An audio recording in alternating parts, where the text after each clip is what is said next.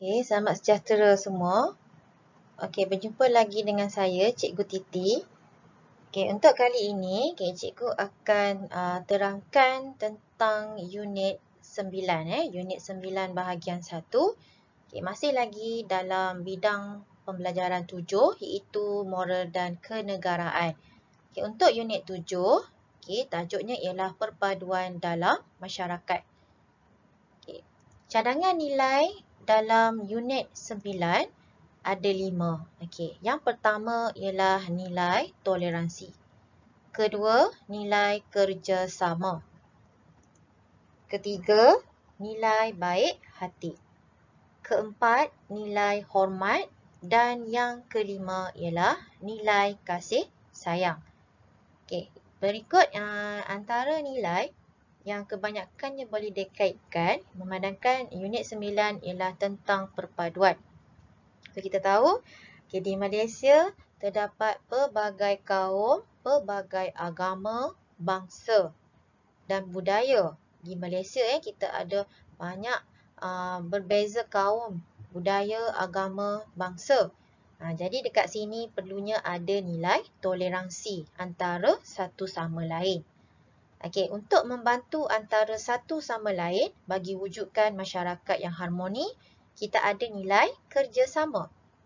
Yang dua ni selalu digunakan untuk apa-apa isu yang berkaitan dengan perpaduan. Okey, selain itu kita ada baik hati, hormat dan kasih sayang. Okey, kita tengok yang pertama. Okey. Yang tadi cikgu dah terangkan, rakyat Malaysia terdiri daripada pelbagai kaum, agama, budaya dan bahasa. Jadi sebagai rakyat Malaysia, apakah yang perlu kita kekalkan bagi mewujudkan sebuah negara yang makmur dan harmoni? Okey, apa dia belajar? Apakah perkara penting yang perlu kita kekalkan? Okey, untuk mewujudkan negara yang makmur dan harmoni. Okey, tadi cikgu ada sebut tentang apa? Okey, kita ada perpaduan. Okey, perpaduan. Perlunya perpaduan antara satu sama lain. Okey, kat sini boleh lihat gambar.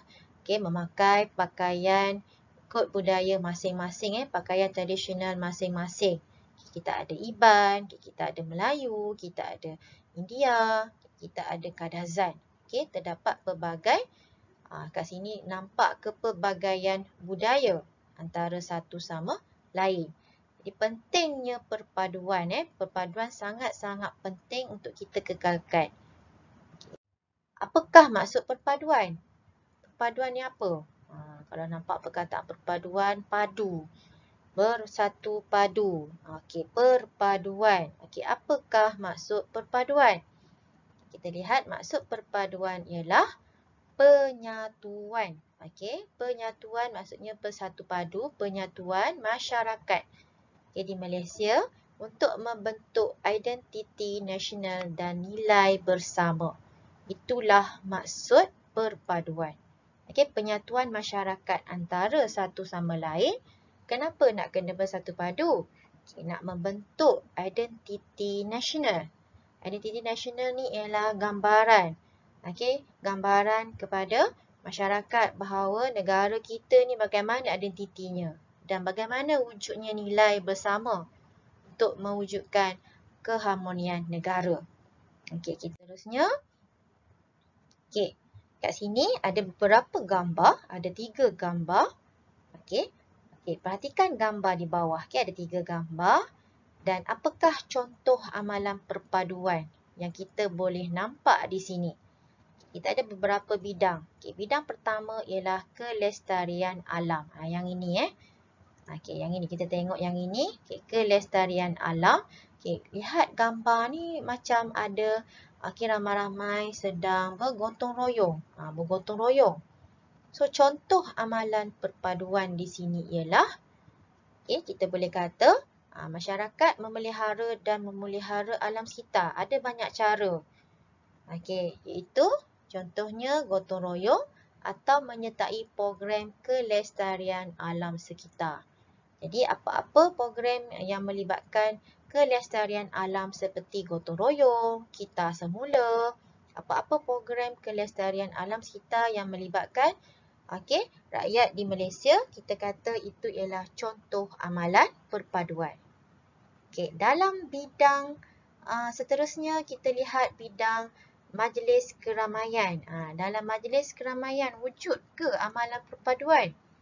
Contoh gambar ialah ramai-ramai datang semasa perayaan diadakan, iaitu amalan kunjung mengunjung semasa rumah terbuka.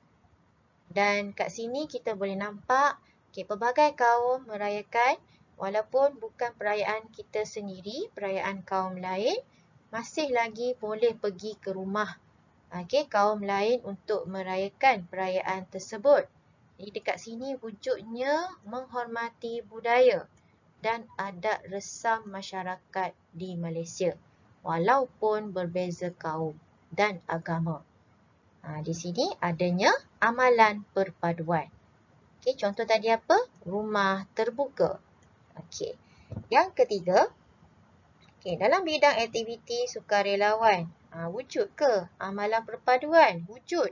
Contohnya dekat gambar ni ada banjir dan kita nampaklah dalam gambar ni ada penduduk yang membantu untuk mengangkat gambar atau mengangkat barang atau menyelamatkan barang daripada musnah dalam banjir. Jadi kat sini contoh ialah membantu mangsa banjir atau melakukan khidmat komuniti. Jadi dalam ni untuk aktiviti sukarelawan adalah contoh amalan perpaduan. Kita lihat ada 3 lagi gambar. Okey, kita ada dalam bidang keselamatan penduduk. Wujud ke amalan perpaduan? Okey, keselamatan penduduk ni maknanya di sekitar kawasan kejiranan. Kita ada aktiviti untuk dari sudut nak memastikan penduduk terlebih terjamin dan selamat di kawasan kejiranan atau kediaman, boleh buat rondaan secara giliran. Okey, meronda setiap malam tapi secara giliran. Itu secara sukarela lah. Jadi dekat sini adanya amalan perpaduan di mana adanya komunikasi. Boleh menggunakan aplikasi media sosial untuk melaporkan sebarang masalah atau kejadian yang mencurigakan. Seterusnya kita ada dalam bidang sukan. Lihat gambar. Melibatkan aktiviti sukan. Pelbagai kaum boleh menyertai sukan. Jadi dekat sini adanya amalan perpaduan. Di mana boleh menyokong pasukan negara. Dan di sini juga kita nampak adanya wujud pelbagai kaum untuk menyertai sesuatu acara sukan. Dan yang ketiga, dalam bidang aktiviti patriotik pun adanya amalan perpaduan. Di mana semua rakyat di Malaysia melibatkan diri dalam sambutan kemerdekaan. Contohnya dengan mengibarkan jalur gemilang seperti dalam gambar. Tak kira kaum, agama, semua boleh melibatkan diri untuk menyambut kemerdekaan. Jadi kat situ nampak amalan perpaduan dalam masyarakat majmuk di negara kita. Seterusnya, kita lihat beberapa agensi yang berperanan memupuk perpaduan masyarakat pelbagai kaum di Malaysia. Kita ada agensi kerajaan yang terlibat. Yang pertama ialah Jabatan Perpaduan Negara dan Integrasi Nasional. Kedua, Rukun Tetangga. Ketiga, Jabatan Penerangan Malaysia. Dan yang keempat ialah Jabatan Kebudayaan dan Kesenian Negara. Keempat-empat ni ialah nama agensi kerajaan. Di mana dia punya peranan ialah nak memupuk perpaduan. Fokus kepada perpaduan masyarakat. Jadi pelajar kena tahulah nama-nama agensi ini. Kita lihat pula pada peranan yang fokus kepada peranan-peranan agensi ini secara detail, secara lebih menyeluruh. Ini cikgu ambil daripada buku teks. Ada banyak peranan. Yang pertama untuk Jabatan Perpaduan Negara dan Integrasi Nasional. Ada banyaklah. Di sini disenaraikan ada 6 peranannya. Jadi pelajar bolehlah ambil beberapa untuk dihafal. Tidak perlulah ambil ke semua sekali. Kalau boleh pun tak ada masalah. Okay, kalau boleh hafal, digalakkan. Tapi jika tidak mampu, kita tahu untuk Jabatan Perpaduan Negara dan Integrasi Nasional, salah satu peranannya ialah mendidik masyarakat supaya cinta akan perpaduan. Yang kedua, memelihara, mengekal, meningkatkan perhubungan kaum ke arah perpaduan nasional. Ini salah satu dua peranan untuk jabatan ini. Ada lagi yang lain, pelajar boleh lihat dan baca. Ini dalam buku teks pelajar sendiri. Seterusnya kita ada rukun tetangga tadi. Contoh peranan ialah menjalankan apa-apa aktiviti bagi meningkatkan dan mengukuhkan semangat kejiranan. Fokus kepada kejiranan iaitu di kawasan kediaman, perpaduan, muhibah, keharmonian, keselesaan dan keamanan. Jadi kat situ memang rukun tetangga lebih kepada kawasan kejiranan. Contoh tadi membuat rondaan dan sebagainya. Dan boleh ambil apa-apa langkah yang wajar membolehkan pemas tautin melindungi diri mereka terhadap apa-apa aktiviti jenayah atau bencana. Ini fokus kepada dalam kawasan kejiranan atau kawasan kediaman, kita nak elakkan berlakunya aktiviti jenayah. Ataupun laporkan sebarang kejadian seperti bencana. Contoh jiran balik kampung, rumahnya mungkin berlaku satu bencana, terus boleh salurkan maklumat melalui aplikasi media. Seperti kumpulan WhatsApp dan sebagainya. Kita ada Jabatan Kebudayaan dan Kesenian Negara. Ini lebih kepada budaya dan kesenian negara, di mana kita nak kekalkan budaya warisan bangsa. Macam mana? Memantapkan usaha memelihara, mengekal, mengembang, menyemarak seni budaya warisan bangsa. Lebih kepada seni budaya lah kat sini. Nak kekalkan budaya bangsa supaya perpaduan tu lebih dapat dipupuk secara mendalam dalam masyarakat majmuk di negara kita. Selain daripada itu, dari segi pelancongan negara, menyokong pertumbuhan pelancongan negara melalui aktiviti seni dan budaya. Kita ada Jabatan Penerangan Malaysia. Apa peranan dia? Peranannya ialah meningkatkan kefahaman, keyakinan, penglibatan masyarakat terhadap dasar program kerajaan untuk membina negara bangsa yang bermaklumat, progresif, berintegriti, sejahtera serta bersatu padu. Ini lebih kepada nak beri maklumat secara mendalam supaya masyarakat lebih faham. Lebih faham tentang dasar-dasar atau program kerajaan yang menjurus kepada untuk membina negara bangsa yang mengamalkan nilai-nilai perpaduan. Jadi kat sini kita nampak Jabatan Penerangan Malaysia ni lebih kepada untuk menyampaikan maklumat dan kefahaman kepada masyarakat. Kita tengok apakah kepentingan amalan perpaduan dalam masyarakat majmuk.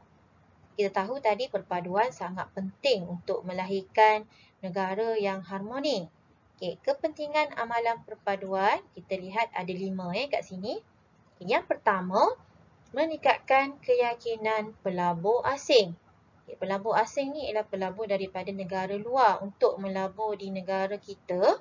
Bila nampak adanya perpaduan dan tidak ada persengketaan atau perselisihan faham, jadi pelabur asing dia lebih yakin untuk melabur di negara kita. Jadi bila pelabur asing yakin untuk melabur di negara kita, apa berlaku pada ekonomi? Ekonomi negara akan lebih kukuh. Dan seterusnya, dapat mengekalkan kedaulatan dan keselamatan negara. Dari sudut keselamatan negara lebih terjamin. Dan rakyat di Malaysia akan dapat menikmati kemudahan yang berkualiti. Dan akhir sekali, dapat hidup dalam suasana harmoni. So kat sini ada 5 kepentingan amalan perpaduan. Seterusnya kita lihat soalan latihan struktur. Ada 12 markah. Okey, di sini kita ada tahap penguasaan yang cikgu dah letak setiap di tepi soalan. Ada tahap penguasaan 1 hingga 4. Okey, jadi pelajar diminta menjawab soalan struktur ini dan hantar ke dalam Google Classroom. Okey, semua jawapan ada dalam slide yang cikgu terangkan tadi. Okey, cumanya untuk nombor 5, okey, boleh ambil lah nilai yang terlibat untuk dan dapat dipupuk apabila menyertai perayaan kaum lain. Kat sini kena jelaskan. Maknanya kena bagi nilai dan jelaskan nilai tersebut. Okey pelajar, sehingga bertemu lagi pada pelajaran yang akan datang. Okey, terima kasih.